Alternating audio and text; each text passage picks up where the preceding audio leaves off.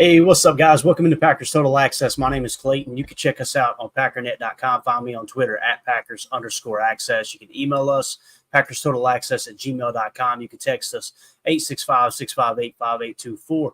We are flying solo this morning as Jacob is recovering from birthday festivities, I'm sure.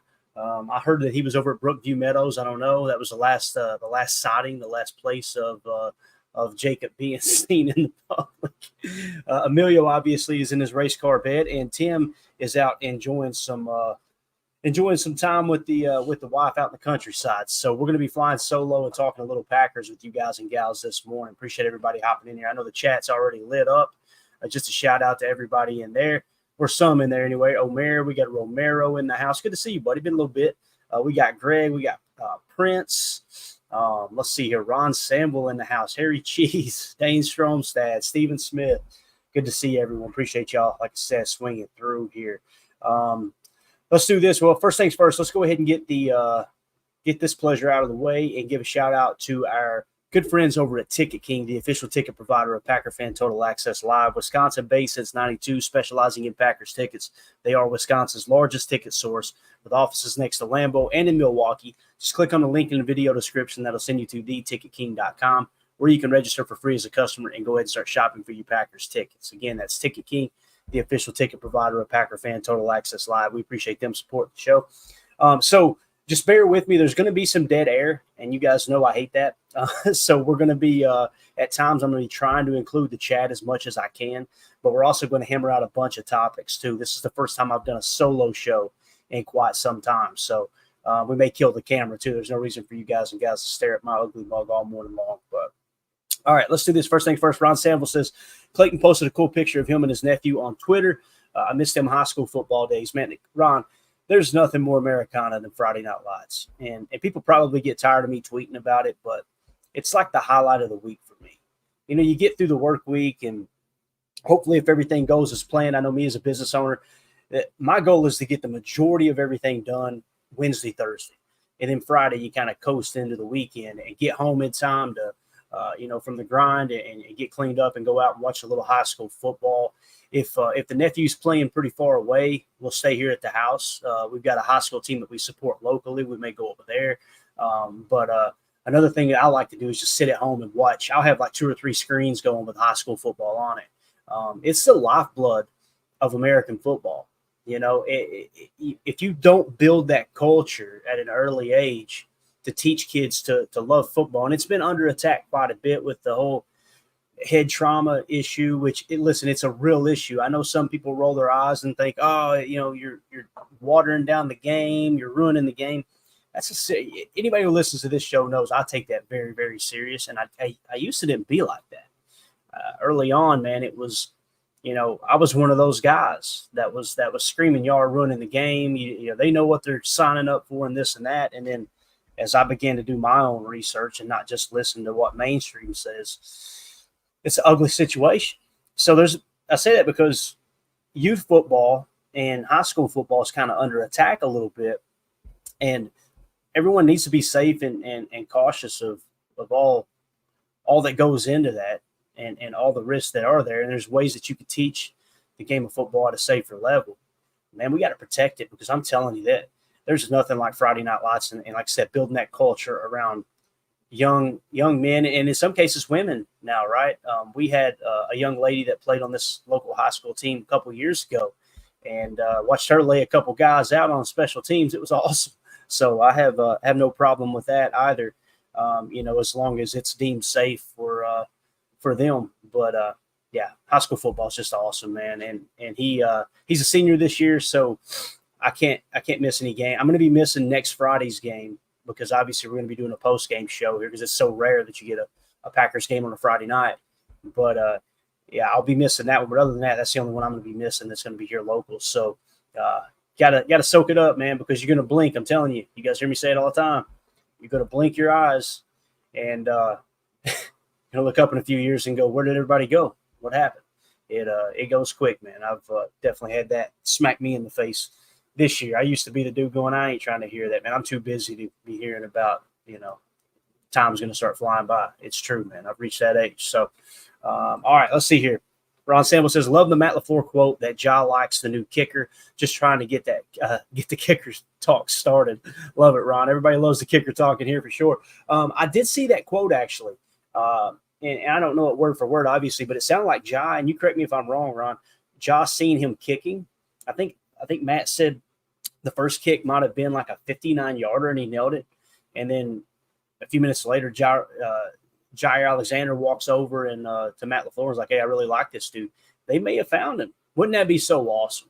With all the kicker talk and us debating, should it be Andre? Should it be Greg? Should we go sign someone else? How's this going to work out? And then the guy they bring in is like, man, his stats are eerily similar to Anders Carlson's college stats. And I haven't done an extensive deep dive because I'll be honest with you, I'm all kickered out here. But how awesome would it be if he's the next Ryan Longwell, the next Mason Crosby, right? That would just be unbelievable. That Goody just said, all right, enough playing around. That dude that nobody else wants, he's going to be our kicker for the next 10 years. That's very, very optimistic. Highly unlikely that happens, seeing that he was a street free agent, but definitely possible, man. So hopefully they do get that squared away sooner rather than later. Let's see here. We got Bruce in the chat said, morning, Packer family. Shout out to Packer greats, Aaron Campman and the Claymaker, Packers Hall of Fame. Yes, sir. Pretty cool, too. I had posted a video. I shared it yesterday. I won't bore y'all with it again, but if you go to my Twitter, @Packers_access, you'll see the video of Clay Matthews taking a little shot at Aaron Rodgers, which was just awesome. I love that. You could tell, with the exception of one or two guys on that Super Bowl team, Greg Jennings and Jermichael Finley, everyone else absolutely loves Aaron Rodgers, right? And Clay Matthews and Aaron were really good friends and still are to this day, but it was cool seeing that little tongue-in-cheek shot. I can't wait till Aaron retires and comes back into the Packer Hall of Fame and we retire his number, all that, because it's going to be, man, I've got to make it up for that. I'll just put it that way. I've got to find a way to try to get in that room, no doubt about it. But all right, let's see what else we got in here in the chat real quick, and then we'll jump into some topics. We got some really cool stuff lined up today. It's going to be a lot of fun. When I'm flying solo, you're going to get a lot more analytical stuff, a lot more there's going to be less laughter, which sucks, right? Just like the show. When the guys are in here, man, it's like just sitting around drinking a daddy soda with a couple buddies talking ball. But when I fly solo, it's going to be a lot of information and just opinion, things like that. So let's see here. There was someone else that had thought someone else had something. I think it might have been our boy Omer. Here we go. Yeah, so it was a 56-yarder. Omer said, quote, his first kick, it was a 56-yarder into the wind. That's why I was thinking it was 59. And he nailed it. Jair, actually, after a couple of his kicks, came up to me, and he's like, man, I love this guy. That's what he said to Matt LaFleur. So pretty cool, man. Pretty darn cool. And that came from, I believe, the Matt Schneidman interview with Coach LaFleur that's going to be going on all year long. So pretty cool. All right, let's get to it. Appreciate everybody in the chat. Like I said, I'm going to try to check in from time to time. It's going to be hard flying solo. First things first, we had some roster moves, right? And I apologize if my voice sounds like nails on the chalkboard, man. We were doing a lot of screaming last night, so it's okay. But let's see here. We had a couple of roster moves, and I'll try to get this to where you guys can see it a little bit better. It says, this is from the Packers website. It says the Green Bay Packers signed fullback Andrew Beck, cornerback Kamal Hayden, and running back LaMichael Pirine, I think is how you say it, to the practice squad and placed running back Nate McCrary on practice squad / injured reserve. General manager Brian Gutekunst announced. Now, they've got all the stats and everything there, all the measurables for these guys. I'll just hit the measurables real quick. I won't read the entire bio. You can go check it out yourself. But Beck, who is obviously the fullback they brung in, 6'3", 252, a 6-year player out of the University of Texas, was originally signed by the New England Patriots as an undrafted free agent on May the 2nd, 2019. Okay, he was claimed off waivers by the Broncos in 2019, and it looks like he had a stint there with the Texans maybe. So there you go. They bring in another fullback. It makes you wonder. Now, think about this. If you kind of read between the lines, AJ, right? Both he and Matt LaFleur, AJ trims down, and then Matt LaFleur made a comment like, yeah, we had some big plans for AJ this year in a role that we're going to play him in. I don't know how you guys felt, but a couple things. The first thing is, okay, that means they're changing something about the way they use him. So maybe they were going to use him as a true H-back, like that fullback, right? Maybe that was the plan. I don't know. So with that being said, as soon as they kind of find out how serious the stinger is for AJ, and obviously he's out for the year now, they went out and re-signed Henry Pearson, right? And now they bring in another fullback to put on the practice squad. So it does kind of pique my interest that they're carrying two fullbacks now, right? And when I say carry, I mean obviously practice squad guys. Does that mean that they are going to show more 21 personnel? Are they trying to find a guy or two that can play that role that A.J. Dillon was going to potentially play? I don't know. It's just, like I said, strictly speculation at this point. But just something to keep an eye on for sure, man. All right, next, Hayden. Obviously, he was the cornerback, Kamal Hayden, that was signed to the practice squad. 6'1", 192, pretty good size there. A rookie out of the University of Tennessee, was originally selected in the 6th round. Number 211 overall of the 2024 NFL Draft by the Kansas City Chiefs, and was released by the Chiefs after training camp. He played 3 seasons for Tennessee.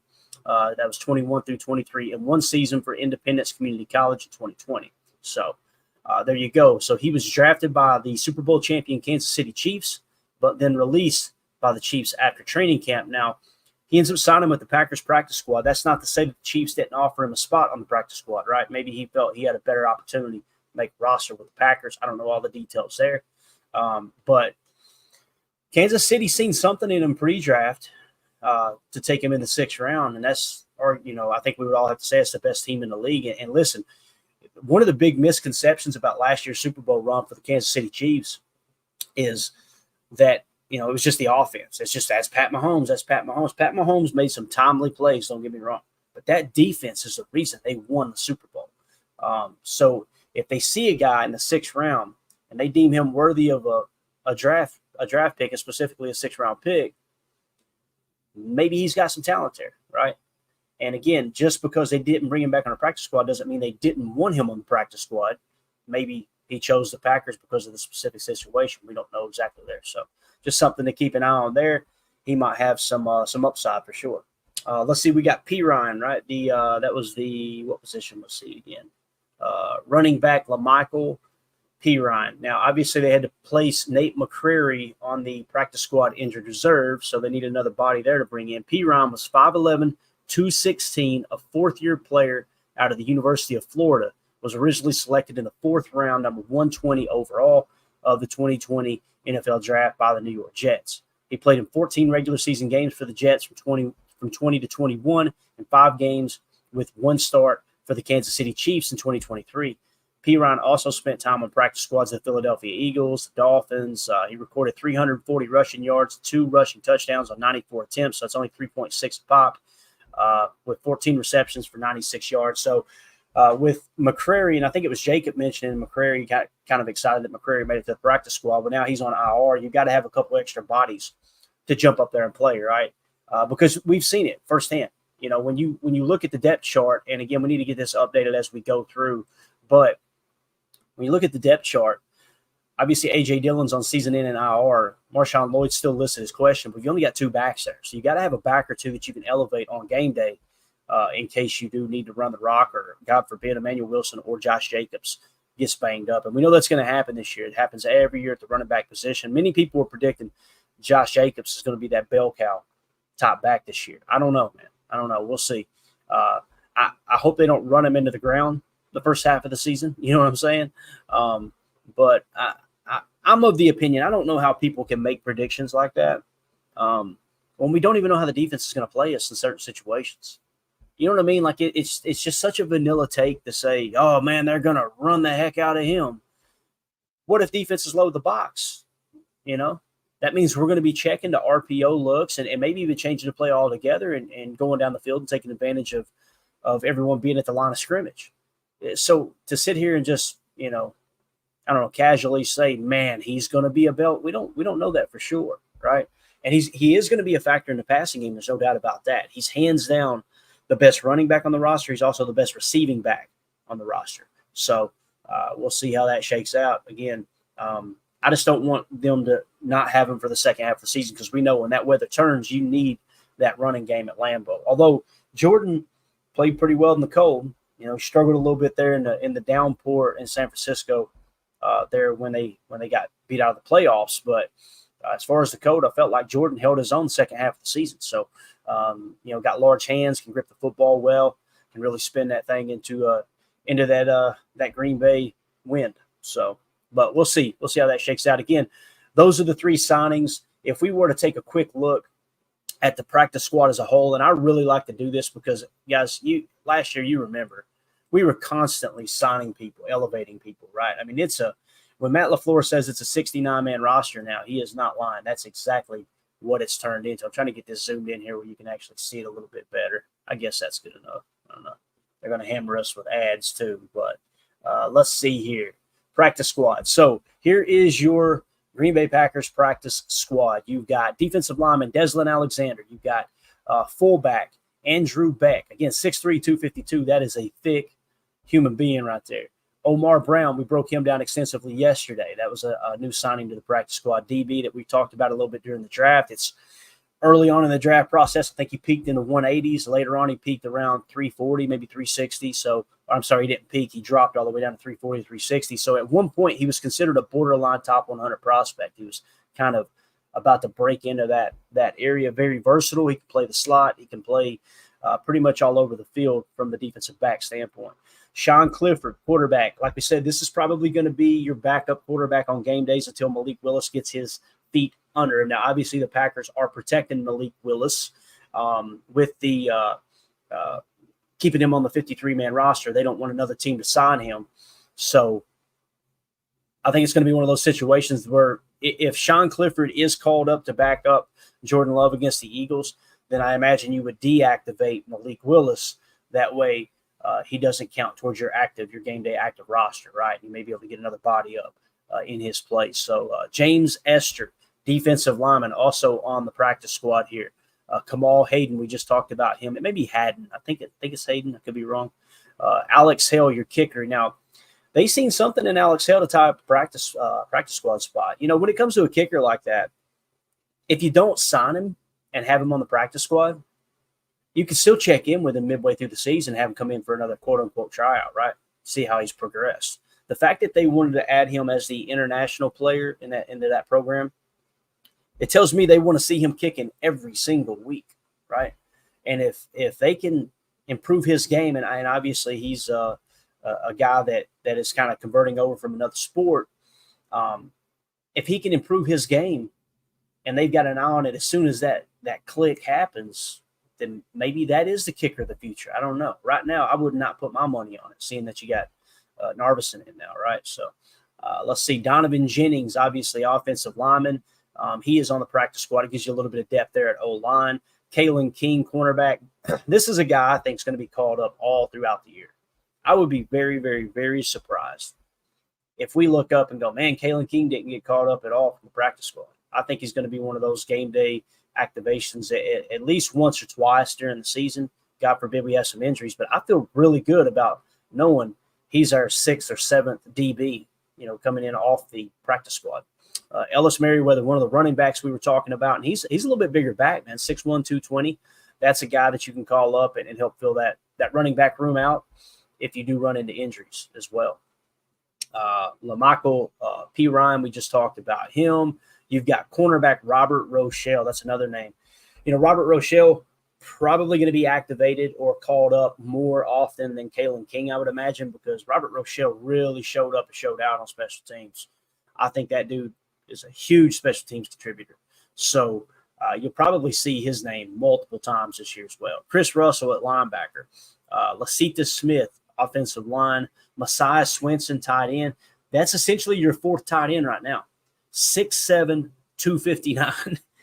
It sounded like he had a pretty decent camp. I didn't hear people talking about him screwing up in camp, and usually that's a good sign that, hey, all right, you know how it is, the tight end position. It's so-and-so whiffed on a block or so-and-so with the drop, right? You just didn't hear that much during the preseason or during the specifically during training camp. So that's going to be your 4th tight end. And it did kind of surprise me that we kept him over Joel Wilson. But, man, 6'7", 259, you can't teach that, or you can't teach that kind of size, right? You can't coach that kind of size. That's a massive human being, only 24 years old. So you'll probably see him activated from time to time if we get into some injury concern. And when you look at the offensive depth chart from the tight end standpoint too, with Luke Musgrave, man, You got Luke Musgrave, you got Tucker Kraft, Ben Sims. Obviously, Tyler Davis goes on season-ending IR. He may be done in Green Bay altogether, but Tucker Kraft still listed as questionable. You feel good, even if Tucker Kraft wasn't ready to go, and I think he will be ready to go. Tucker Kraft wanted to be back in camp 2 weeks before Matt LaFleur even took him off the pup list. So he wants to be out there. If he has anything to say about it, he's going to be out there in Brazil playing at tight end. You guys know I've been pretty vocal about this. I feel like Tucker Kraft is the better tight end of the two. Now, they're two different types of tight ends, and that's really where Matt LaFleur and his staff are not going to look at it like, this is tight end one, this is tight end two. He's looking at it like, all right, let's use Tucker Kraft as our traditional Y and our U. Musgrave's going to be our flex guy, right? And seeing that you like to run that weak outside zone that they like to run so often, I think what you're probably going to have with Luke Musgrave is him trying to dig safeties out, trying to dig backers out on the backside, the away side of the outside zone weak run, right? So what you'll probably have is him and Tucker Kraft from time to time when you do want to run the football and you do line Musgrave up as a traditional tight end, you'll have Musgrave on the line of scrimmage and you'll have Tucker Kraft kind of playing almost towards that wing, right, offset in that U position, and he will sift over on those weak side runs and vice versa. If you want to go strong side, that's the next thing we're going to cover from Bobby Peters' book is strong side outside zone run, right? So I say all that because with Messiah Swinson here, he's going to be your fourth tight end. So if Tucker Kraft was banged up and couldn't go, there's a chance you activate Messiah Swinson for week one because you want to have three tight ends on the roster. Because essentially what happens is you're one injury away from not being able to spell your tight end out if you want to stay in 12 personnel. Now, when we dive into this upcoming week, we're really going to be looking into the matchup against the Eagles. That's where you're going to try to determine, okay, should we be in 12 personnel or should we be in 11 personnel more often? Because every week it changes. You mold that around. The way you're going to attack a defense depends on the personnel, the depth of the roster, the health of the roster of the opponent, and just how well they've been playing, right? So when you go in and look at it, if let's say with the Eagles, all right, if Tucker Kraft is a little banged up, but he's going to play, and it makes you a little nervous that if he goes out of the game and it's just Ben Sims and Luke Musgrave, if you look at the Eagles and say, man, we're going to be in 12 personnel a lot the way we're going to attack them, I'm not saying that's what the game plan is, guys. I'm saying if that is the case, then maybe you do activate Messiah Swinson. But on the flip side, if you go in and look at it and go, you know what, we need to attack them with 11 personnel, so they're going to be a nickel the majority of the night. You only need one tight end on the field. You don't even bother with activating Messiah Swinson and calling him up, right? So I think it'll probably be the latter. I don't think Messiah will get caught up, but it's all going to come down to how healthy is Tucker Kraft. I think he's ready to go. All signs at least point towards that. So the last one here is Jalen Wayne. That's Reggie Wayne's cousin. Obviously, wide receiver, 6'2", 210, got good size. You get him back on the practice squad. Is he the only wide receiver? No, him, Julian Hicks are the two wide receivers on the practice squad. So they're the two new darlings here for the Green Bay Packers. You guys know a couple years ago it was Bo Melton. Last year and going into training camp, it was kind of Grant DuBose. He ends up signing and going elsewhere. So now those are your two wide receivers kind of coming into the backup spots there off the practice squad bench, if you will. So, again, just wanted to kind of dive real quick into the practice squad and see how these guys may or may not fit, right? That's kind of how that shakes out there. So get the roster moves out of the way. Let's do this. Let's shift gears and talk a little national media. People are going, oh, here we go. Now, this is a good thing, all right? And usually when I talk national media, it's because I'm shaking my head going, why are you even covering this? Why are we talking about it? But over at the 33rd team, I hope I'm saying this name correct, Dan Pizzuta had put an article up, and it says predictions for every major 2024 NFL award winner. I'm not going to talk about all the awards. I'm only going to talk about one, and that's MVP. When I clicked on this link, I was thinking, all right, what direction is this going to go in, right? And immediately the first thing they mention is MVP, and lo and behold, look who it is. So Dan Pizzuta from 33rd team, 2024 NFL award predictions, most valuable player is Jordan Love. And this is what it says. Who it will be, Jordan Love, quarterback for the Green Bay Packers. Jordan Love finished 8th in EPA per play last season, boost by ranking third across the second half of the season. So in the second half of the season, he was third in EPA. Second half leaps aren't always an indicator of improvements for the following season, but there's a lot to like about how the Packers changed the offense and found the right balance to allow Love to loosen up and play more comfortably. And I tell you, man, it was about halfway through the season. I remember Matt LaFleur making a comment and saying he's just got to go out there and let it rip. He's got to go out there and just play ball and not think. To me, it feels like the first half of the season, he was trying to be perfect. He was trying to be so mechanically sound that it affected his accuracy. It's kind of what because it's so rare that in season you go from being, guys, his accuracy was horrible in the first half of the season. Horrible. And the receivers were actually playing pretty darn well compared to 2022, where they led the league in drops there with Aaron's last year. So something changed in the second half of the season, and typically that's not a mechanical thing. Just halfway through the season, let's change your throwing mechanics, and oh, look, the problem's fixed. I think it was quite the opposite, and it's just based off what I've seen. And the reason I say that so comfortably and confidently is because most of his big-time throws, they were off-platform. He was hopping backwards, throwing fadeaway shots, throwing on the run. You know what I'm saying? It wasn't like a three-step drop timing rhythm. But nonetheless, man, the accuracy really came together. So I feel good about Jordan Love going into this season. And I think he's going to carry over that confidence and that just being comfortable, not just within the offense, but within the mechanics of his throwing motion and everything. Because the dude's got great arm talent. There was somebody talking the other day, and I can't remember who it was. It was on a podcast, and they were talking about, I think it was during practice. They were like, I think it was the Baltimore Ravens joint practice. Someone was talking about it on a podcast, and they were like, man, Jordan made a few throws in that joint practice that was perfect trajectory, perfect touch, and other times absolutely perfect zip, tight spiral, tight window throws. Like you could tell his accuracy has really improved. I think it might have been Rob Demovsky who said that. I could be wrong.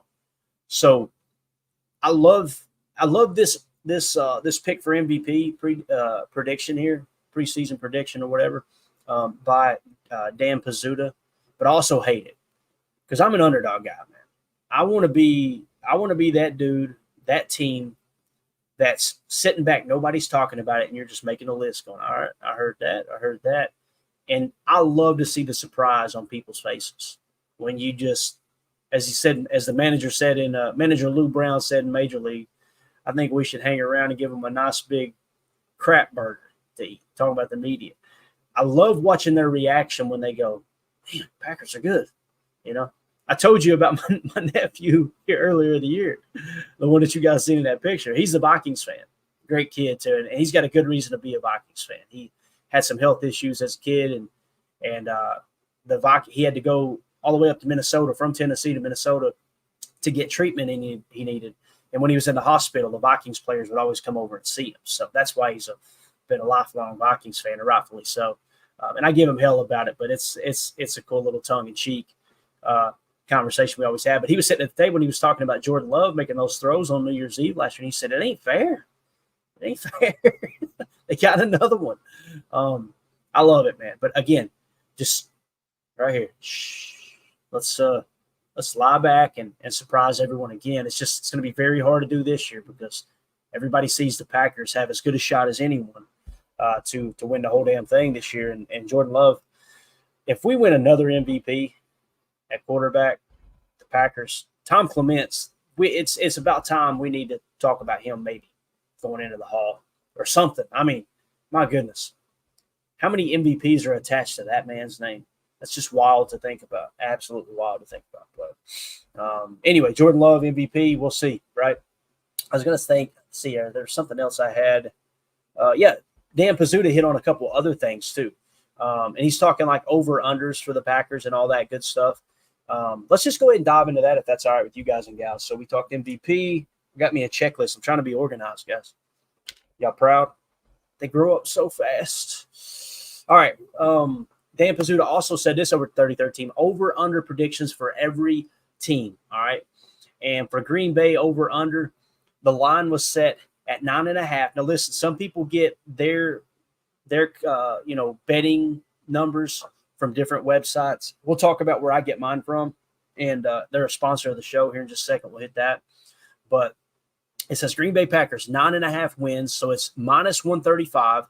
And if you take the under, it's plus 115. So it tells you, it sounds like the public is more on the Packers going over 9.5 wins. All right, and we won't get into too much detail on how gambling works and this and that. Gamble responsibly. You guys hear me say all the time. I'll say it 1,000 times this year because we will be promoting BetUS. Don't gamble a single dime that you cannot afford to lose. All right. Like I always say, look at it like I'm going to take this money and I'm going to throw it in the toilet. If you can afford to do that with that money, then yeah, you're free to gamble with it. If you can't, don't touch anything in terms of putting action on the game. But record prediction from Dan Pizzuta is over 9.5 wins. Says even if this number were higher, I'd be prepared to go over on the Green Bay Packers, and over for an adjusted line of 10.5 is plus 150. So if you put a little juice on that and bend the line right to 10.5 and say, okay, I think they're going to win over 10.5 games, that bet turns into a plus 150 now. So it goes from minus 135 to a plus 150. I've been real vocal. I think somewhere between 10 and 13 wins, probably the range I'm looking at this year for the Packers. So I wouldn't feel as comfortable with the 10.5 because I'm a very, very, very safe, conservative type gambler when I do put a little action on the game. But the 9.5, I would feel pretty good about taking the over there for sure. Now, if you did, like I said, try to tease it to 10.5, you can get plus 150 in most cases. So just keep that in mind. This is what he says. The offense hit its stride in the second half of the season in a way that makes it easy to see the success carrying over into 2024. With Jordan Love and the range of options at receiver, including the 2 tight ends, it's difficult to see how this team does not produce a top 10 offense.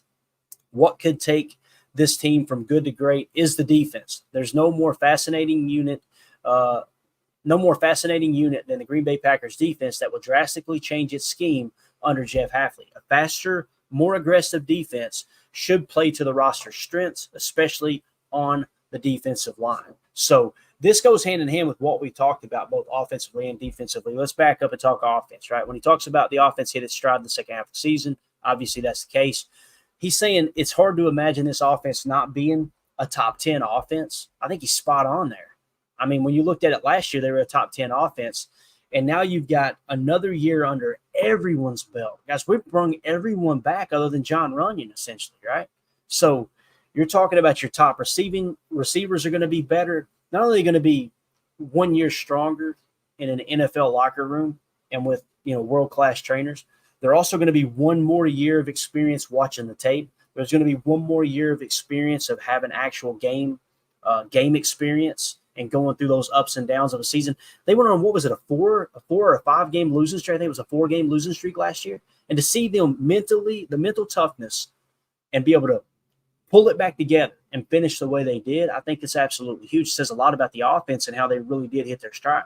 Now you add in a Josh Jacobs, who's arguably a top 5, maybe top 3 back in the league. As long as last year, and I'm going to continue to say this, as long as last year was just an outlier and was the result of a badly run offense and a bad supporting cast around him and teams being able to load the box, all those things that all the Josh Jacobs defenders have talked about this offseason, including myself, that's what it seemed like happened that last year. As long as he reverts back to where he was every other year of his career other than last year, that's going to be I don't know if it'd be an improvement from Aaron Jones. It's at the least it's going to be a push. And the reality is Aaron Jones last year was not effective in the passing game other than pass blocking. So as a pass catcher, Josh Jacobs probably going to come out and be an improvement for the Packers in the passing game. So we'll see. But yeah, as far as the offense, I could see them being a top 10. They need to be another top 10 offense. If that offense dips outside of the top 10, something went wrong, right? Probably had significant injuries. Maybe a player or 2 or 3 took a step back. But I think what pressure does Matt LaFleur have on him? My God, that this is a surefire top 10 offense. I bet he's going to shut up. I don't want to hear that. Now, from the defensive side, what he said here, He talked about they're going to play faster, more aggressive defense that should play to the roster strengths, especially on the defensive line. Completely agree with that. You're no longer playing. Now, listen, we played a lot of single high last year. We showed two high shell and rotated in what we call middle field close, which is the opposite of what people claim Joe Barry ran last year. Not everyone, but a select few that like to get drunk and act like they know football. We ran fifth most in the league, middle field close, which means single high safety. That's not shell. That's not quarters. That's not cover four. Okay. So you deviated away from what Fangio was doing. The big thing was you were still showing pre-snap shell, which many teams in the league do. Listen, I've said this before. I'll say it again. Jeff Hafley is going to do the same thing, probably less often, and that's going to be exciting for Packer fans. You're going to play with more of a spur safety, meaning a safety kind of in and around the box, a little bit more pre-snap than you've probably seen last year. Also, you're not going to be playing this matchy top coverage, I don't think. I'm sure there's match principles within Jeff Hafley's defense. Every defensive coordinator's got that. And what I mean by match is if and then is the assignment, right? Like if you're the slot corner and you're playing a cover three match, and that specific cover three match or cover four match, whatever it may or may not be, if your assignment is if the number two goes vertical, then it turns into man coverage. That's what we call match. Okay, it means if and then. If the receiver does this, then my assignment becomes that. Okay, so if the number two, if you're playing a match principle and the number two receiver, when I say number two, I'm not talking about the second best receiver on the depth chart. I'm talking about from left to right or from right to left on the outside looking in. You count the receivers off, one closest to the sideline, then two, then three. Okay, and in some cases, four. That's how you quickly identify and communicate which receiver you're talking about. So when we talk about the number two, let's say it's a dub set, a 2x2 set. If you're saying the number two, you're talking about the slot receiver on the left side of the field. So if the cornerback, if the nickel corner is set to cover him, but it's a zone match, and the responsibilities, if and then, if he goes vertical, if he breaks a 6 to 8 yard threshold and he stays vert, whether it's just a 9 route, a post route, a corner route, once he breaks that threshold, it now becomes man coverage for that slot corner. That's what we mean by match principles. You played a whole lot of that in the system last year with Joe Barry. Now, you also did it from the safety's perspective, where you would be playing a zone match, and let's give the same look and say that you're playing that two high shell, and the free safety is over top of the number two on that side of the field where you've got a 1 and a 2 on the left side. You're trying to play what Nick Saban called triangle. You've got three defenders to cover two receivers. You always want to stay +1 on the hat count, no matter if you're in the running game trying to block up a scheme or if you're in the pass coverage doing the same thing. So when you've got two receivers on one side of the field, you play what we call triangle in zone match. If you've got three receivers on one side of the field, your trips, your trays, your bunch sets, you'll play what they call box. You've got four corners to that defense on that side of the field. Because essentially what happens is defense is getting broken down. The field's getting split in half. That's what's happening. Can't believe we're on an over-under topic, and I'm over here talking X's and O's like a rat on acid today. Anyway, two receivers, they try to give a triangle approach. Three defenders on two receivers +1 hat count. Three receivers, they try to do a box approach. Four defenders on three receivers +1 hat count. That's typically how match coverage works, okay? That's why we don't get too deep into the weeds with this stuff, because it's most people go, I don't even care about this, Clayton. I want to know who won the game. So that's why I try to stay away from it. But that safety on that side of the field, the call may have been free safety to match, right? And what that means is the safety's keyed in on the number two, and he's going, okay, if he breaks the 7 to 8 yard threshold, I'm now in man coverage with him.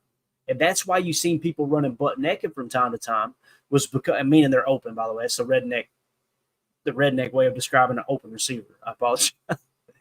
So if you bring a crosser opposite field and you're playing two match with the free safety, once he clears out that side of the field, that's why slot cross can come in. If you throw a dagger approach on one side of the field and a slot cross on the other, you're clearing that out for that crosser coming across the field. In some cases, that if and then for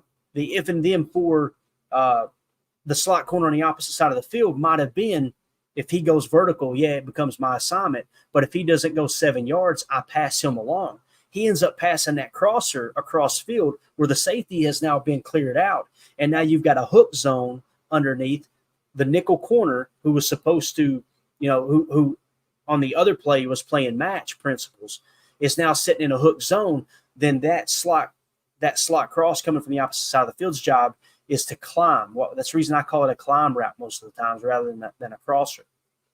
You're going to climb to the open spot behind that hook zone. So that's why it's so important. Go back to 2022, and it all kind of ties together. When you seen Aaron Rodgers out there pissed off, cussing out his receivers, it's because all it takes is one receiver in a passing concept with these route combinations to screw the pooch. And now all of a sudden that hook zone is sitting right where the crosser is going. Or maybe the crosser doesn't bend out deep enough because he didn't even think to look in real time. Is the hook zone sitting at 7 yards depth or 12 yards depth, right? All those things come into play. I think you'll see less match coverage with Jeff Hafley. You're going to see more man coverage, although we're still going to play more zone than man. Make a note of that.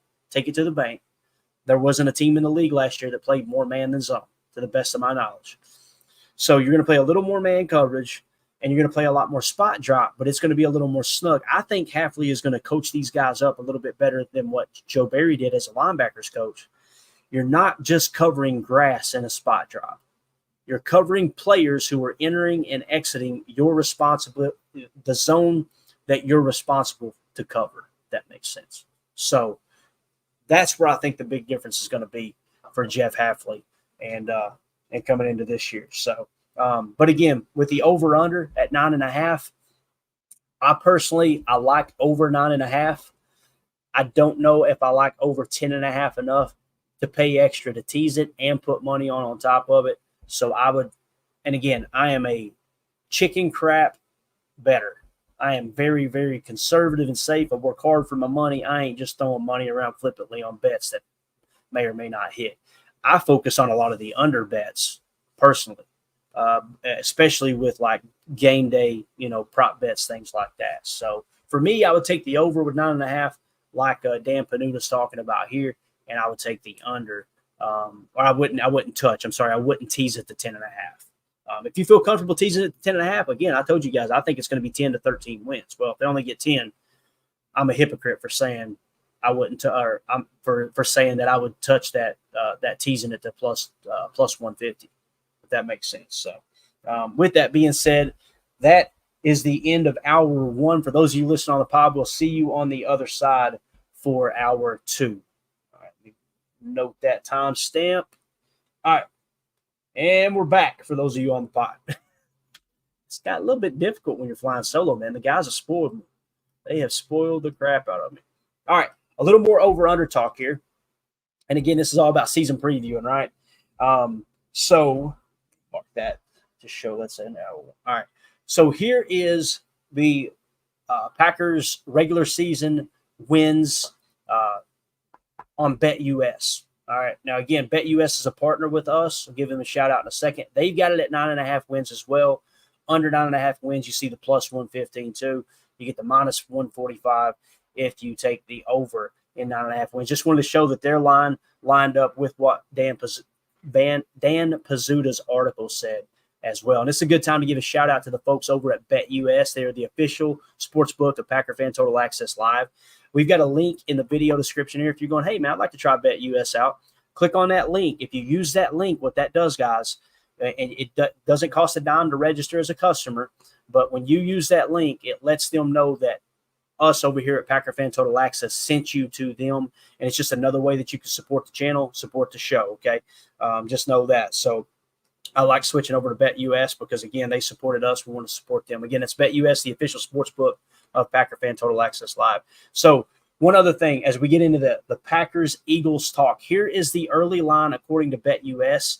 Green Bay is now, according to BetUS right now, and I checked this right before we went live for the show, you can actually get Green Bay +3. I like that play. Again, I don't think it's a slam dunk, but anytime you've got a team that preseason people are picking to potentially win the Super Bowl, we just showed you that Dan Pizzuto and other guys are saying, and gals are saying, hey, Jordan Love's as good a pick as any to potentially win the MVP. anytime you have that kind of buzz around a team, and then opening week in a neutral site where they should have been the away team. As it sits right now, they're still playing in Brazil. I know there's a lot of wacky stuff out there. Some of it's fake news, some of it's real. I try to stay away from that. I just want to strictly talk ball here. But if it stays at the neutral site, Green Bay is catching 3 points. So you could take Green Bay +3. I really, really like that. To me, that's the route I would go. Do your own research, trust your own instinct, and again, don't gamble a single dime that you can't afford to lose. Now, the over is set at 49 right now. Over-under is at 49 total points scored. But with that, again, with the money line too, if you just go with Green Bay and a money line just winning outright, it's +125. And again, it's not so much about giving gambling information here, guys. This is about where are the teams at. As it sits right now, the Packers on BetUS are 3-point underdogs. I love it. Love it. Keep doubting. And put that pressure on Philly. That's the way I love to see that. So that's how the line currently sits for Packers Eagles. And I apologize in the chat, guys. Like I said, flying solo, it's hard for me to jump over there and stay involved with you guys. But I'm sure y'all are lighting it up. Get your takes in the chat. We'll read the comments after the show as well. We appreciate y'all hanging out with us in there. I'm going to start doing shows, too, that are specifically around just taking chat questions. I need to check, too, and make sure. Yeah, we're good there. Okay. I think it would be cool to just do kind of a daily chat episode where we just get in here and you guys fire questions and we answer super chats and things like that, too. That would be a lot of fun. But, all right, that's the line on the Eagles game. Now, let's talk about defensive depth chart. Yesterday, me and Jacob, I think it was, we broke down the offensive depth chart, right? And just kind of looking, okay, where's the depth at? We talked practice squad. We're going to continue to look in on that as we move forward. I'm going to try to get a screen grab we can quickly access of the practice squad. I tried to do it earlier, and it was so small font, I couldn't even read it on my big screen here, so I know you guys probably struggle with reading it too. But here's how the depth chart sits currently for the Packers. At left defensive end, Preston Smith. Left defensive tackle, Kenny Clark. This is according to ESPN. This isn't the gospel, but it's a pretty good gauge of where they're at. Right defensive tackle, TJ Slayton. Right defensive end, Rashawn Gary. People see TJ Slayton there and they go, hold up a minute. You mean Devontae Wyatt isn't starting?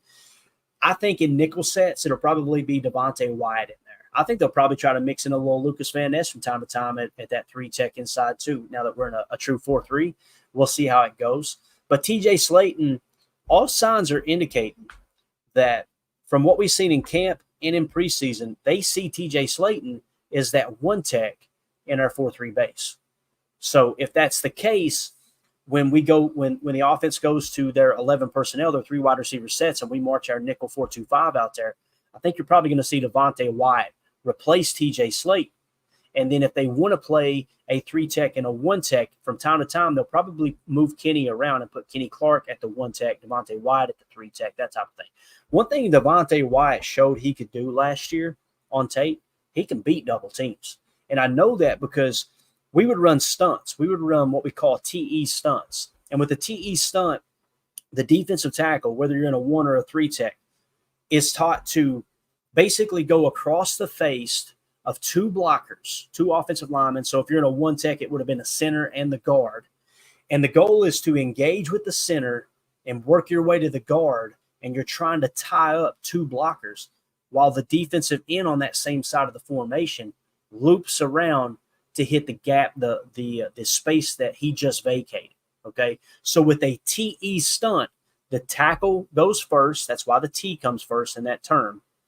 And the E, representing the end or the edge, goes second and shoots his shot. So with a TE stunt, the defensive tackle will shoot towards the edge, occupying 2 offensive linemen, and then the defensive end will loop around. If you had an ET stunt, it's the opposite. Your edge would blast inside, taking the tackle and the guard, while the defensive tackle would do a quick little hand check with the center and then loop around the outside.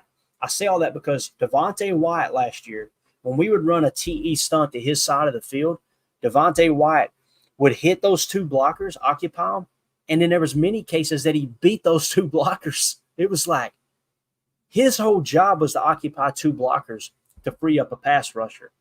And the dude ended up he ended up being the one getting into the backfield because he beat those two blockers and split. Running game, totally different story. He got his lunch ate in the running game last year. Okay. Now, there was times that people were still trying to say it's two gap, and it was really just one gap. I know that because every defensive lineman was just shooting their shot into a gap. That's not two gapping. Sometimes people just repeat what they hear other people say as if it's truth. There were a lot of two gapping going on in the 34 jam, but when you would go to that nickel, most of the time it was one gap. There was some two gap in nickel too, but there was many times that you could see them pin their ears back and go. But Devontae Wyatt struggled in the run game. TJ Slayton is going to be your answer there in a 4-3 base, but the reality is across the league, offenses love to run out of 11 personnel. Why do they do that? Because by you switching to 11 personnel, you're forcing them to take one linebacker off the field and replace it with a DB. And then in that case, if the guy that DB is coming into cover and you end up running weak side, you got a slot receiver to help block him, and then you got your running back running downhill away from the strong side of the formation, which is what a staple in Matt LaFleur's offense, and you're running toward a nickel back as opposed to a backer, as opposed to a Will or a Sam, right? In that case, a Will if you're running weak side. So I think it's important to understand why they're trying to use TJ Slayton in those 4-3 bases, but also if you bring in Devontae Wyatt in nickel, and it's still a potential running down. And what I mean by that is if they go to 11 personnel and it's 2nd and 6, run's still on the table right there, right? So it could be a bit of a disadvantage for the Packers to have Devontae Wyatt in there. Now, hopefully, Coach Ogabasi and these guys and Hafley's staff buttons that up. Because if Devontae Wyatt, with the amount of pressure he got last year from the interior defensive line position, from defensive tackle to 4-3 now, the amount of pressure he got, if he buttons up his run defense, sky's the limit for that dude. I mean, I'm really excited to see what he does. And Kenny Clark, there are many people that I respect that are saying Kenny Clark's going to eat in this defense. I hope that's the case. Again, I seen a lot of one gap in last year, and it didn't happen other than the sacks. I mean, I think it was a career year in sacks. But I don't know, man. I'm remaining very optimistic that this defensive line can come out and actually show out here in this 4-3 look. Because, again, we're going to be a nickel a lot. We say 4-3 like they're always in 4-3, and it's not the case. We're only going to be in 4-3 somewhere between 12 and probably 18% of the time. At times, there might be a game where you're over 20%. It just depends on what team you're playing. But for the large majority of the time, you're going to be a nickel 4-2-5 unless Hafley has some kind of hybrid look he wants to show too. You know, kind of think Dom Caper psycho package, right? Think a nickel 3-3-5 Cub, all these different looks that you could throw out there if you want to get exotic. I think he's just going to stick with the 4-man front, traditional 4-2-5, and let these guys play fast and not think too much. Because back to the zone match conversation we were having in hour one, that zone match, it does make guys hesitate because they have to think if and then. All right, you know what I mean? Rather than let's just go out there and play ball. I think that's what they mean by the defense is going to play faster, and specifically in Dan Pizzuto's article there, what he was mentioning with the over-under. So, all right. So your defensive line on the depth chart on ESPN, they're showing Lucas Van Ness as your backup behind Preston Smith. They're showing Kingsley and Egbari as the backup behind Rashawn Gary. Okay. They're showing Devontae Wyatt is Kenny Clark's backup. So that backup 3 tech. They're showing Carl Brooks as the backup 1 tech. Although I got to be real, and I'm not taking a shot at ESPN. I think they may not have even taken that into consideration, because I would definitely see Devontae Wyatt as more of a 1 tech than Carl Brooks. Although Carl Brooks plays the run better than Devontae Wyatt, most of the time he's playing the run better because he's in that 3 tech and getting freed up, while the 1 tech is eating up a double team. That's the whole purpose of the 1 tech, even though you're playing 1 gap, is to line up in that A gap in between the guard and the center, or play shade over the center and work your way to the guard. You're trying to occupy 2 run blockers, right, on the weak side of the formation. That way everybody can meet their one-on-one matchups and the run fit on the strong side of the formation, because most teams like to run strong side. That's why Matt LaFleur likes to run weak side, because it catches people off guard. So there you go. All right. Behind them, they've got Brenton Cox Jr. as the backup to Lucas Van Ness at 3rd string. So he's the assistant to the regional manager here. Brenton Cox Jr. is 3rd string behind Preston Smith, Lucas Van Ness there, okay, on that side. Then they've got Aaron Mosby behind Brenton Cox Jr. So here they definitely see Brenton Cox Jr. as ahead of Aaron Mosby on the depth chart, they being ESPN.com. Colby Wooden is going to be your backup defensive tackle. Jonathan Ford is as well, but we know he's starting the season on IR, so that's why it's important to think about James Esther and some of these other guys that might potentially be activated on game day, because right now at the defensive tackle position, you've got what? You got 5 guys.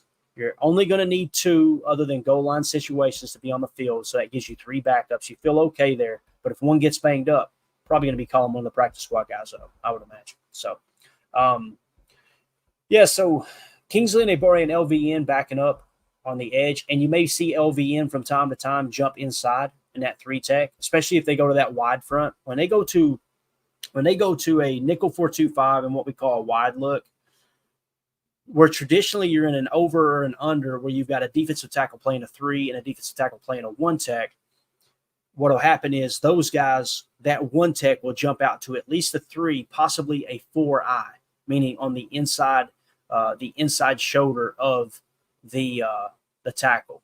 Okay, so if they approach it that way, if they go 3 or even to the extreme of a 4-eye, you've got a double 4-eye front at the defensive tackle position. That's where LVN, I think, can really be a menace, because he's got strength to hold up inside, and he's got quickness. We've seen it with his quickness, with his RAS, the combine, all that stuff, to work the inside shoulder if he needs to. Now, those are going to be obvious passing situations, because you come out in that 4-man front with a wide look and like a double 3 tech or a double 4-eye, and they can run that thing right up the middle, especially if they show you some kind of look to pull either the will or the mock out of the middle of the field. There's a lot of ways that you can manipulate that wide front. So you want to see that wide front in more of a passing situation, if that makes sense. So let's move to linebacker here. They've got Quay Walker listed as the weak side backer.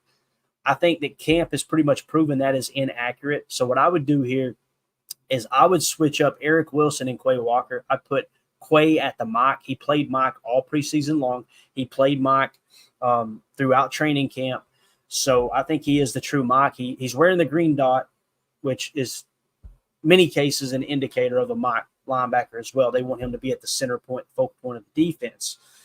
Now, will he play weak side linebacker? Absolutely he will. From time to time, they'll like a certain matchup and they'll want to blitz him. They'll kick him over and then put probably Isaiah McDuffie at mock. But they've got it listed as Quay Walker, Eric Wilson, Isaiah McDuffie. Let's put Quay Walker at mock, Eric Wilson at will, and then let's put Isaiah McDuffie at Sam. And what I mean by Will and Sam, guys, Will just means weak side linebacker. It's a quick way of saying it. Sam means strong side linebacker. That's all that means, okay? So when you're your nickel 4-2-5, I think what you're going to see on the field early on until Edgerrin Cooper proves he's healthy and proves he can play at this level, you're going to see Isaiah McDuffie in there alongside Quay Walker in the nickel 4-2-5. Now, typically, the mock will play over the tight end side, okay? Not meaning directly over the tight end, but he will be shaded to the strong side of the formation. The will be shaded to the weak side of the formation in the nickel 4-2-5. What I mean by that is occasionally they may get a certain look that they like. They may see something with Philly that when they go trip set T weak, they don't even chip with the running back. And if we set the front to match up well on the strong side of the formation, and we just go aggressive man up and last second adjust and play a little press man, what we may end up doing is put like Isaiah McDuffie over the tight end and have Quay blitz because he's got that quickness, right? If that's the case, what you're doing is, again, remember what I said about triangle and box and the same thing in run blocking? It's all about staying +1 in the hat count. So if you manipulate your defensive look through the front, then the backers with press man coverage, and they show something on tape that they 90% of the time they don't even chip with the T weak look, meaning the tailback on the weak side of the formation, then guess what that means? The tackle has the edge, the guard has the 3 tech or the 1 tech, helping the center, and then you do a little what we call a dog blitz, a little delay blitz with Quay Walker. That should give you a +1 hat count in pass protection. If you're snugged up, now how does the offense combat that? Get the ball out quick. Can't get the ball out quick when you're playing press. So you're trying to look for little nuances within an offense where you find a weak spot and go, you know what? We find ourselves in a 3rd and 8 here, and they show a trips right look, and we know 90% of the time the T doesn't even chip. Let's run a little delay blitz with Quay there. And you may even have the 3 tech on the strong side of the formation, not worrying about the run, do a little touch spy. engage with a double team, and then set back, thinking if the quarterback reads that pressure and they set the protection correctly to the mic, and Quay comes free, he's probably going to try to scramble right. Well, if he scrambles right, guess what you got? You got your 3-tech defensive tackle on the strong side of the formation and a little touch spy. He occupied 2 blockers, and now he's got eyes on the quarterback looking for him to scramble because we got a free runner off the weak side. I don't know if that makes sense. Hopefully I drew up enough of a visualization there. But these are just things to think about when you're going through the depth chart and kind of looking at this stuff and how they're going to be deployed, right? It's one thing to say this player's better than that player, right? Like that's draft season. That's what happens every day. Oh, I think he's better than him. He's at what? Well, he's just a better overall player. How? Well, he's faster. Okay, got it there, Socrates. How are they going to utilize him? How are they going to deploy him? I learned this through Greg Cosell. It's in terms of deployment that determines how often a player is used or is not used. That's why when you hear scheme fit, that's what they're talking about, right? So we'll see how everything kind of shakes out there at the linebacker position. Moving on to corner, they've got Jair Alexander, Eric Stokes, Keyshawn Nixon. Keyshawn Nixon being your slot corner, obviously. All right. We're going to be in nickel 4-2-5 a lot. I hope Eric Stokes is good to go. He seems like he was in preseason. If he truly is ready to go, guys, this defense could be a lot of fun to watch. The thing that Eric Stokes did well coming out of college, let me get me a drink here. I apologize. The thing that Eric Stokes did well in college, from the way I remember, and it was a long time ago, was he was a good man cover corner. You know, we showed a graphic last year where Eric Stokes, I think it was this offseason actually, is listed as one of, if not the fastest cornerbacks in the league. So he's got all the athletic ability. The big knock on me when I've seen game tape of him in Green Bay is he doesn't locate the ball well, which is kind of strange that you come out of college and you were dubbed a man cover corner, but you don't locate the ball well. You know what I mean? Because like that's one of, if not the most important aspects of playing man and press man coverage is having that instinct to get your head around and find the ball. So if he's got that buttoned up and he takes a step forward, and when I say step forward, I just need him to grade out in the upper 60s. And this is from a PFF look. Again, PFF isn't everything, but if he grades out in the upper 60s, I go, bingo. If he plays at the level Corey Ballantyne did last year, and you throw in his athletic ability because he's way more athletic than Corey Ballantyne. That's not a shot at Ballantyne. I love Ballantyne. You guys know I'm a big Ballantyne fan. He had the best passer rating when targeted last year of our entire cornerback room, including Jair Alexander. I think he's a unsung hero, and hopefully he'll adjust well. And it ain't one of those things where he just played well in Joe Barry's defense and he sucks in this one. That would hurt my soul. But with Eric Stokes, if he's good to go, then I really like your ability to lock down receivers on the outside. The big question mark for me is Keyshawn Nixon. And I'm not trying to be an a-hole or pile on or say anything inappropriate, but he just hasn't impressed me in the slot. Outside of the Chiefs game was that interception at the end. That was a hell of a play on that ball. But that's Keyshawn Nixon, man. He's just a natural football player. He's got a knack for finding the ball when he's got the ball in his hands. He's got a knack for finding space. He plays fearless on returns. You see we put him in on a couple little trick plays in the running game, and he ended up, he averaged 11 yards. Like he's a playmaker in that regard. But as a slot corner, I'm not sold on it. So who are your potential slot corners? Well, we talked about Javon Bullard sliding over from safety to play slot from time to time. I think that's not the way they're going in terms of quote-unquote starters on the defense. But Corey Ballantyne can play a little slot as well. That's someone to keep an eye on. So if Keyshawn struggles early and it's just not working, he's going to stick out like a sore thumb. When I look at this whole defense here, I've given you pros and cons, positives and negatives to each player essentially. You know, like Kenny Clark, his run defense struggled last year. Devontae Wyatt's run defense struggled last year. TJ Slayton, wasn't as effective. He was just kind of an average player in my opinion. Now, he showed some flashes early on, being able to rush the passer, which was surprising for someone who's supposed to be a run stuffer. Carl Brooks, I think, has an opportunity to be an up-and-coming great player. The problem is you didn't hear much about him in camp. Hopefully that's no big deal. Quay Walker has been his strong point has been in pass coverage, but we know he's got the quickness to rush the quarterback too. His downside has been his run fits and his ability to stop the run. And people say, Clayton, he's got a lot of tackles. He does. Look at the depth of the tackles. He's getting to his spot late, and he's giving up yardage on the field with how he plays the run. So his strength, in my opinion, is pass coverage. Eric Wilson, I think he's kind of a thumper. I think his strength will be run stop. Could be wrong. Isaiah McDuffie, kind of a balanced player, but he's definitely more of a run stuffer than a coverage guy.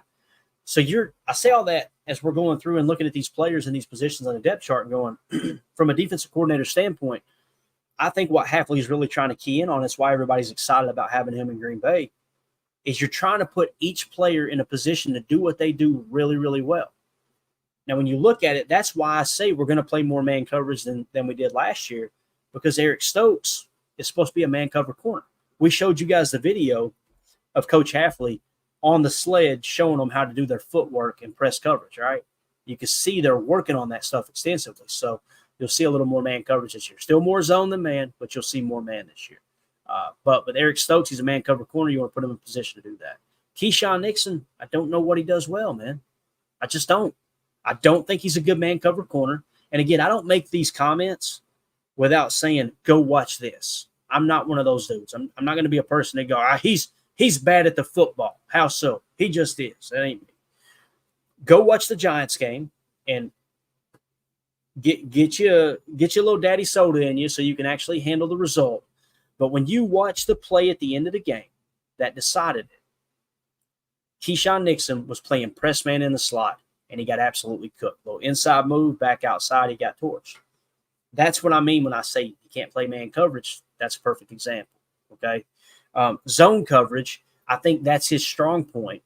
He plays better zone than man. He can really attack the football. I believe it was him, if I remember correctly, on Dak Prescott. When Dak Prescott rolled out, I think it was Keyshawn that made the play that sacked Dak Prescott, where Dak got up like, how the hell did he hit me that quick? He's really aggressive in zone coverage, but he struggles in man coverage. So now you've got Eric Stokes, who's good in man coverage. Jair damn well better be good at both for the amount of money he's getting paid. And I'll just leave it at that. Keyshawn Nixon's good at zone. Eric Stokes is good at man. Do you run some kind of combo defense here? Or do you have Keyshawn dropping into coverage in zone from time to time while other people are in man coverage? That gets a little tricky. That doesn't line up with the whole narrative and the whole thought process of Jeff Hafley is going to simplify things and allow these guys to play fast. So that worries me a touch, right? Yeah, that's kind of how I see that. Safeties, Javon Bullard and Xavier McKinney. Xavier McKinney can do everything. He can play man coverage. He can play post safety. He can play spur or robber. He can blitz from time to time if you want him to, although you don't want to waste his body on that. You want that dude in coverage because he's a playmaker. Javon Bullard, he's much smaller in stature. If I remember correctly, Xavier McKinney, I feel like Xavier McKinney's longer than Javon Bullard, arm length, things like that. I could be wrong. He's a little more of a boxy build type guy. And I'm not body shaming over here, okay? Get off my back. But Javon Bullard did everything well at Georgia. He played slot in 2022. Then in 2023, he jumped to safety. And, man, his run fits, his ability to tackle ball carriers, his ability to track the ball and pick it off. He can play post safety. He can play spur. I think spur is a little better fit for him, meaning in the box playing that robber look. I think that's a little better fit for him because that's closer to that slot type approach. But he can play post safety. So I think you're going to see Bullard playing in the box quite a bit and Xavier McKinney playing back. Right? And again, this is all about deployment. We're talking how are we going to deploy these players to fit their strengths. I went across that whole defense. Outside of the D line needing to work, the interior defensive line needing to work on their run tackling ability and all that, and the run fits, everything's pretty solid except for one position. And again, I don't want to pile on, and I'm just a dumb redneck that's fat and out of shape and couldn't do half of what he does on the field. I promise. I couldn't do a quarter of what Keyshawn Nixon does on the field. But that's the one spot that I look up and go, man, I just don't feel great about that. Now, Jeff Hafley's the cornerback whisperer, right? The DB whisperer. Maybe he comes in and Keyshawn Nixon lights it on fire. That would be phenomenal. Backups to the safety, though, Evan Williams could be a dog. People are going, if you don't like Keyshawn Nixon, Clayton, and let's say he does struggle early, what's the move? You got two options, in my opinion. You can try Corey Ballantyne in the slot, or you bring Javon Bullard into the slot on nickel sets and get Evan Williams in the field and give him an opportunity. If the lights are too bright for Evan Williams and it was just preseason in camp that he showed out and it's not going to translate to regular season early in his career, you can always go back, right? You can always go back to that. Or you can try Corey Ballantyne in the slot. That's the other option. If you try Corey Ballantyne in the slot and you keep Javon Bullard at strong safety if Evan Williams struggles. But what if you did, imagine this, base 4-3, when they're in 12 or 21 personnel, and you march your 4-3 defense out there. You got Javon Bullard at safety alongside McKinney. But like we said, anywhere from 70 to 85% of the time, they're going to be in 11 personnel. That's going to trigger your nickel look. You're going to take a backer off the field, which will probably be bringing Eric Wilson off the field, okay? And either Tyron Hopper or Isaiah McDuffie will be – I'm not Tyron Hopper. Edgerrin Cooper or Isaiah McDuffie will be on the field if Edgerrin Cooper is healthy. It'll be one of those two guys alongside Quay. When you bring that backer off the field in Eric Wilson and you put an extra DB in, what if you marched Evan Williams out there to strong safety and you put Bullard down in the slot? This is if Keyshawn Nixon struggles early in the year, okay? If Evan Williams picks up where he left off in preseason and training camp, boys, we might have two starting rookies, one being a slot and the other being a strong safety. And then you can spell Evan Williams by kicking Javon Bullard back out to strong safety when they go back to their base 4-3 and vice versa, right? I'm not saying we should bench Keyshawn Nixon.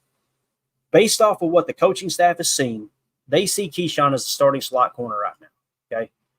You roll with that. But if he struggles, man, we cannot continue to do the same thing expecting a different result. You got to be able to make that shift and go, we've got to get Evan Williams on the field and just see if he can handle it, you know? Obviously, the other backup there is Zane Anderson, and then you got Katano Ladapo, who's a little bit behind schedule with the toe injury. He seems to be completely healthy now. That's a plus.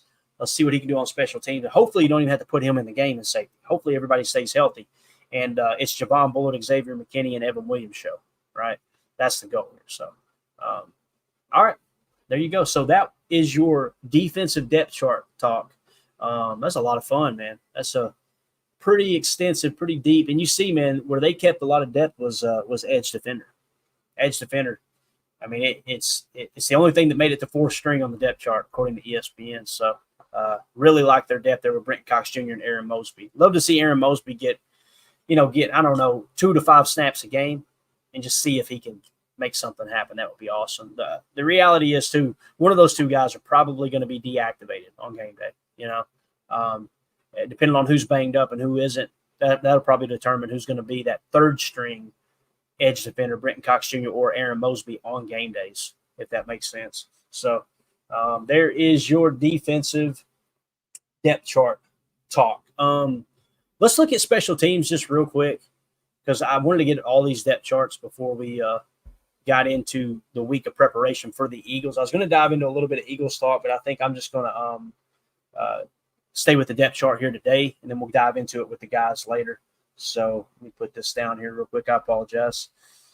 All right, so special teams, obviously you got Braden Narvison right now. Now, we know that on the practice squad, you got Alex Hill.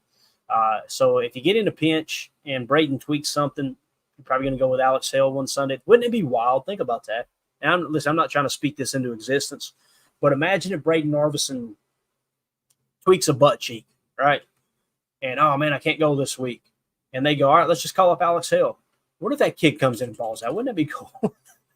That'd be absolutely awesome. I hope Braden's healthy.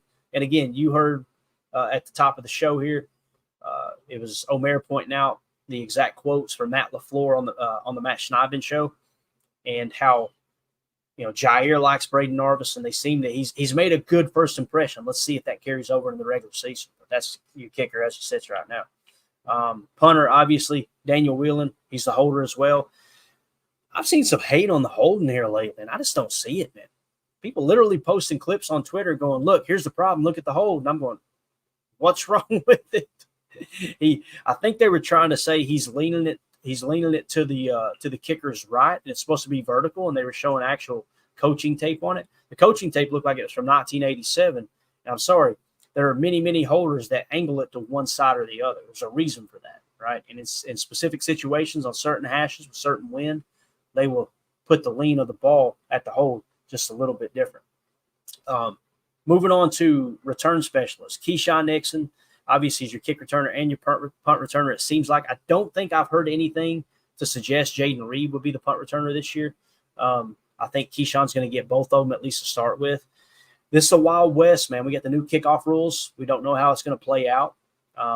This is where Keyshawn's value is. He's the best kick returner in the game, guys. This is pre-rule change. That could change. I think everybody's well aware of it. We said this in the offseason. I wanted Keisean Nixon re-signed, and I was very, very vocal about it because that sets a floor for your slot corner room, right? And you've got the best kick return in the league. That's why I wanted Keisean Nixon back. This reason right here. And that, although right now it seems like Keisean is listed as the starting slot corner, I could see that whole scenario that we talked about in the offseason playing out. That if Keisean struggles and he's replaced in the slot, hey, that's okay. It's nice to know that he's now the backup slot and he's got all of that play time from last year, right?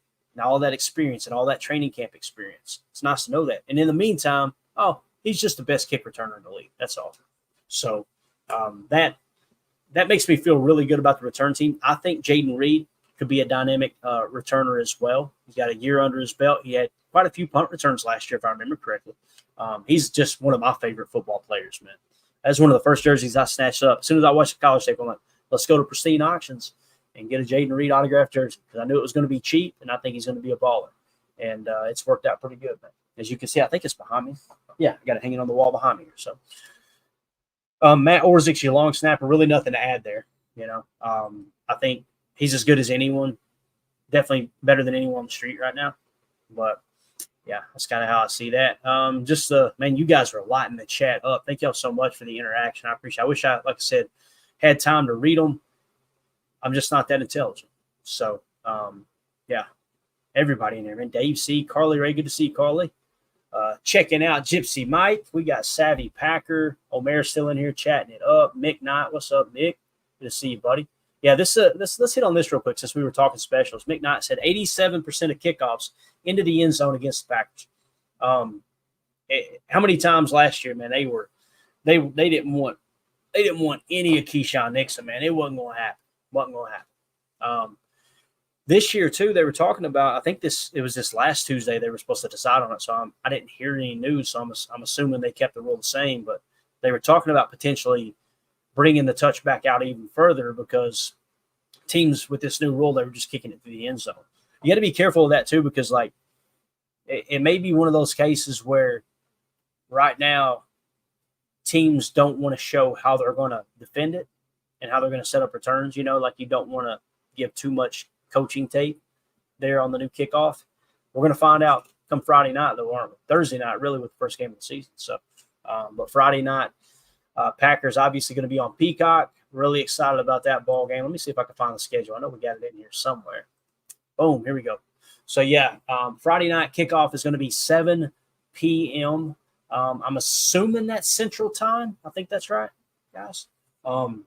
Yeah, these are all Central Times. Okay, cool. So, yeah, Eagles in Brazil, 7:15 Central kickoff on Peacock. And then the next Sunday, not the immediate next Sunday, but the following Sunday on the 15th, you got the Colts at home, 12 noon game on Fox. Man, it doesn't get any more Green Bay than that. I love it. Live from Lambeau. That's going to be awesome. And then, of course, week 3, I'm going to try to work in a post-game show somehow, some way, if I can get Jacob and Tim to man the station for us, because me and Amelia are going to be at that game. I think it'd be cool for us just to call in and let those guys do a post-game show. I think that would be fun. There's a chance that I get a hotel room down there Sunday night. If that's the case, I could run back to the room and do a post-game show, but the problem with that is I'm going to have a bunch of people, family and friends that are going to be at the game with us, so it's going to be hard to make that work. But we will be in-house for the Titans game, and if the guys decide to do a pregame show and a postgame show, like I said, we'll call in live from the stadium and chat it up for a second. That'd be a lot of fun. And then week 4 is the Minnesota Vikings at home, another 12 noon game. Guys, we got 2 noon games at Lambeau in the first month of the season. That fires me up. That's my favorite time slot. I love it, man. I love getting up early and grabbing a cup of coffee and kind of walking through the pregame stuff, doing the pregame show, watching the game, doing the postgame show, and then kicking back with the daddy soda and watching some of the night games there, the evening finishes and all that stuff after our post-game show. That's just a perfect Sunday for me. So you're probably saying, Clayton, why did you talk about the first 4 games of the season on the schedule? because everything is kind of broken down into quarters. And I know you're one game off now with the 17-game schedule, but that's how coaches look at it. It's like, all right, let's go 4-0 here.